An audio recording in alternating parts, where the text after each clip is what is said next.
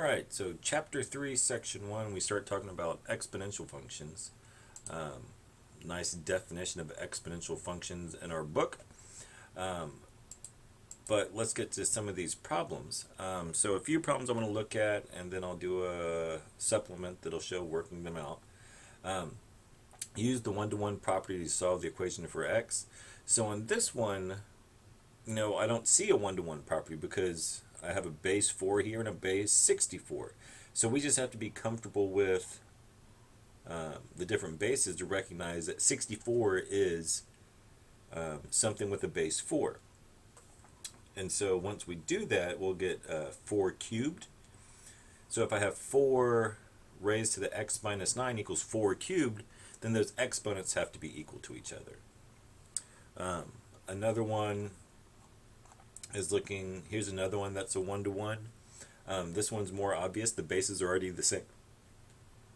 So we would just be sitting x squared plus 30 equal to the 11x.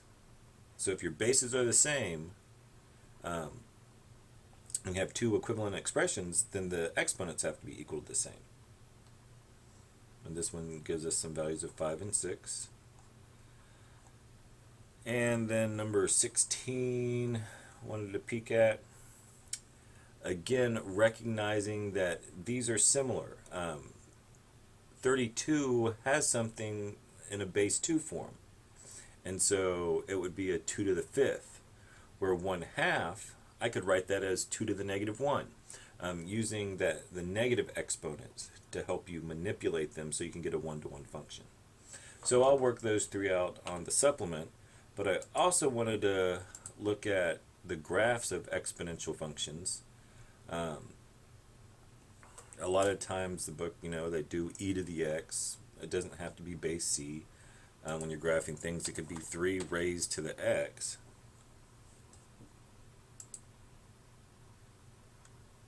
Desmos is a little, there we go. Tired this morning. So when you have something like 3 to the x, you just get something that has this horizontal asymptote at y equals 0, but then goes off to infinity, right? We've heard of exponential growth, and just means it gets fast really quick. If we were to have something raised to the negative, this is where it's talking about exponential decay. A lot of times when we do half-life problems, we'll deal with exponential decay, having that negative exponent. Like that one problem we were just looking at, if I put 1/2 raised to the x, I get something that looks like exponential decay, like it should have a negative exponent. But again, recognizing the relationship with negative exponents, 2 raised to the negative 1, and then if I were to take all of that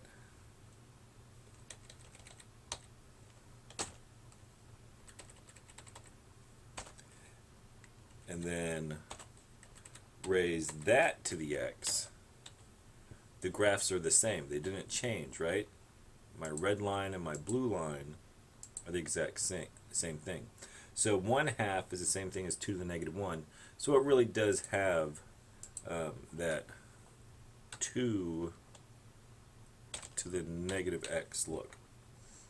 Same line. If I want to move these things, similar to other functions, if I have, let's do an e to the x. If I do a plus 1 and the exponent,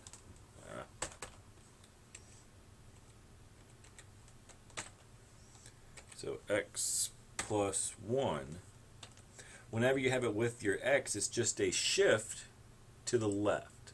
So notice that from here, let's just put in a slider of a. And let's just say a can go from 0 to 1. So if I take it back to 0, like if it's just e to the x, I get this. Notice this point right here. Let's follow that point. So I'm going to say, hey, when x is 0, what is f of 0? right? So at that point, now look what happens at that point as I slide all the way to 1. Well, my y-intercept does just become that. But look at that point, right? So that point right there, so when I go over to -1, I still get that height of 1.